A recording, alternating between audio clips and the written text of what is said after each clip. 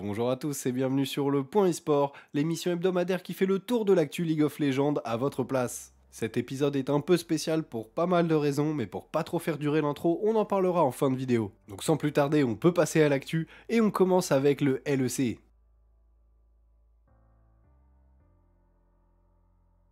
Une semaine assez spéciale en LEC puisqu'elle voyait la fin des matchs allés. En effet, à la fin de cette semaine, toutes les équipes s'étaient affrontées les unes et les autres. On peut passer à la première journée qui a commencé par un Astralis contre SK Gaming. Deux équipes de bas de tableau, donc une confrontation quand même assez intéressante puisqu'ils sont potentiellement adversaires les uns des autres pour la dernière place des playoffs. Et malheureusement pour Astralis, c'est SK qui l'ont emporté. Le deuxième match de la soirée, c'était Rogue contre Excel. Des Rogues en pleine forme contre des Excel qui mine de rien répondent bien, mais ça n'a pas suffi pour faire tomber les titans. Le troisième match, Team Vitality contre les Misfits Gaming. Team Vitality en son état de super team réussit à prendre la victoire. Est-ce que c'était aussi satisfaisant que ce qu'on espérait au début du split?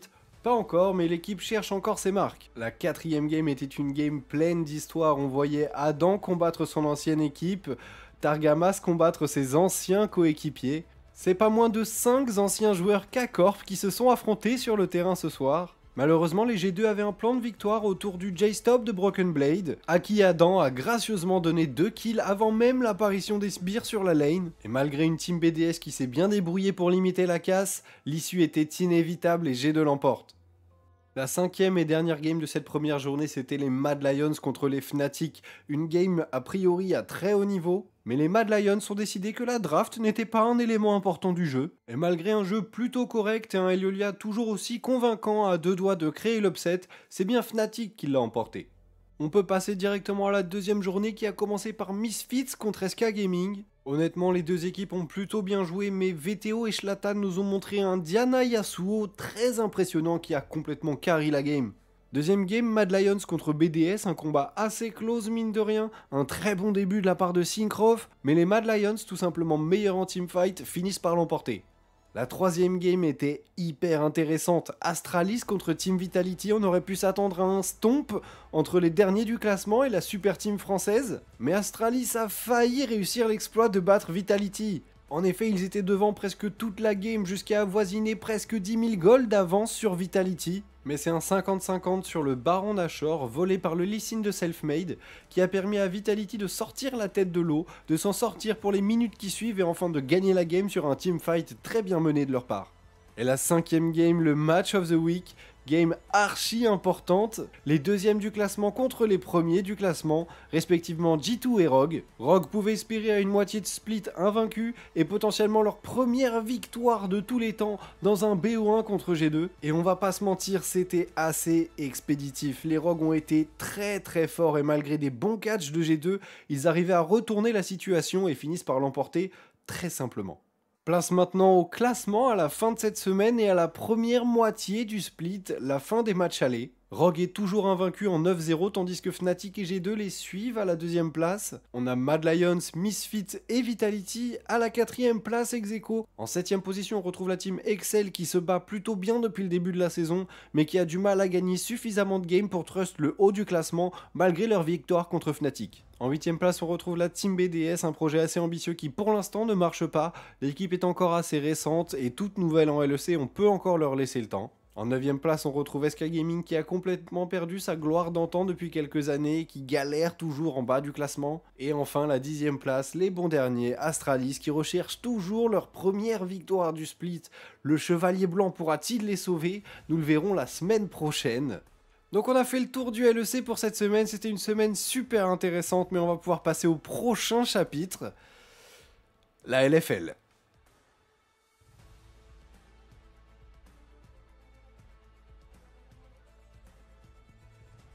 Comment ne pas parler de la LFL cette semaine? En effet, cette semaine, il y avait les LFL Days, un événement IRL qui voyait toutes les équipes s'affronter, à l'exception de Ragnar qui n'a pas pu venir à cause d'un problème de visa turc. Tous les joueurs étaient présents, ainsi que les casters et évidemment les supporters. La première journée a commencé avec les LDLCOL, premiers du classement contre la Team au plomb, évidemment dernier puisqu'ils n'ont pas encore gagné une seule game. Évidemment, les LDLC l'ont gagné. La deuxième game, on avait Team BDS Academy contre les Mirage et Liandra, toujours aussi surprenant qu'il emporte face à BDS. La troisième game, évidemment, Game Ward contre la K-Corp, une game extrêmement attendue, extrêmement regardée, et qui pour notre plus grand plaisir nous a offert un pentakill de Reckless sur Jinx, le premier de la saison. Les Carmine finiront par l'emporter, une prestation très impressionnante dans l'ensemble, et une masterclass d'early game encore une fois. La quatrième game nous rappelle les LEC, bien qu'elle se soit passée avant en réalité, les abeilles contre les lapins, et c'est encore les abeilles qui l'emportent contre les lapins de Misfit première. Dernière game de cette première journée, c'était les Géos contre Solari, les Géos qui malheureusement se sont inclinés face à la team d'Ami. Place maintenant à la deuxième journée qui commence par Géo contre Mirage et Liandra, les Géos qui prennent leur revanche de la veille et qui l'emportent contre Mirage et Liandra. Deuxième game, Game Ward contre Team Oplon, encore une équipe revancharde contre Team Oplon qui n'a toujours pas réussi à gagner la moindre game dans cette moitié de split. La troisième game, c'était Solari qui offre à LDLC sa deuxième défaite de la saison. Une semaine en 2-0 pour Solari, je pense qu'ils sont heureux. Quatrième game, Vitality contre K-Corp, c'est la K-Corp qui l'emporte encore une fois avec une masterclass d'early game. Cinquième game, Misfits contre BDS, Misfits qui finit sa semaine en 1-1 en l'emportant contre BDS qui n'aura pas gagné en IRL malheureusement. Place au classement maintenant, LDLC toujours en tête malgré leurs deux défaites maintenant. Vitality, BDS et Solari ex-aequo en deuxième place, Misfit, Gameward, K-Corp, Mirage ex-aequo en cinquième. Géo en 9ème place et Oplon qui n'a toujours pas réussi à gagner une game, 10ème place. C'est la fin de ce segment LFL, personnellement j'ai adoré les LFL Days. Ça faisait très longtemps qu'on n'avait pas eu un événement e-sport IRL de cette ampleur et ça fait super plaisir. Sur ce, on va pouvoir passer à la suite et faire une brève review de tout ce qui se passe dans les autres ligues majeures et on commence par la meilleure de toutes, la LCK.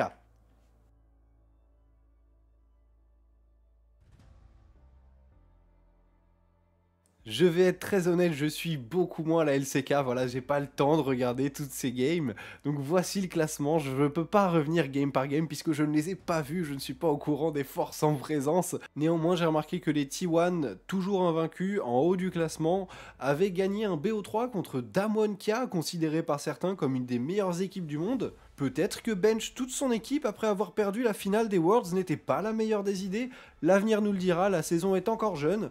Mais pour l'instant, ils ne sont que 3ème. Le reste du classement est assez logique, pas de grosses surprises. Encore une fois, je pourrais pas vous donner le détail de tous les matchs LCK, j'ai pas le temps de les regarder, je suis désolé, j'adorerais, mais ce serait beaucoup trop long pour moi. Donc je vous donnerai juste un classement hebdomadaire. Voilà, regardez-le, il est magnifique. Et on va pouvoir passer à la suite.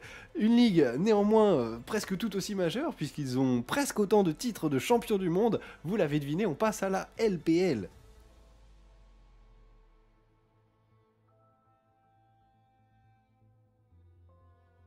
Alors la LPL, voilà, je peux pas encore plus vous aider, je regarde encore moins les games, je connais encore moins les équipes et il y en a 7 de plus. Petit point important sur le classement, pour qu'il respecte le même format que les autres, j'ai dû le séparer en deux parties horizontales, donc ne vous trompez pas, Top eSport là-bas est bien 10ème ex-aequo avec les Ultra Prime. Voilà, je vous laisse regarder un peu le classement, j'ai vraiment pas grand chose à vous dire. On peut voir que World Elite est dernier, Invictus Gaming, ancien champion du monde, est quand même 13ème, LGD, une équipe emblématique aussi. On a LNG en premier, RNG en deuxième, Edward Gaming, champion du monde actuel en titre, troisième, Fun Plus Phoenix également, ancien champion du monde. Ça commence à faire beaucoup de champions du monde, mais ils sont en 8ème place. À part ça, voilà, je suis désolé, vous pouvez mettre pause si vous avez besoin d'analyser plus en détail ce classement. Moi, je le connais pas plus que ça, pour être très honnête. Mais voilà, vous l'avez. On passe maintenant à la suite, on va voir ce que deviennent nos petits Européens outre-Atlantique. Effectivement, la ligue la plus compétitive du monde, les LCS.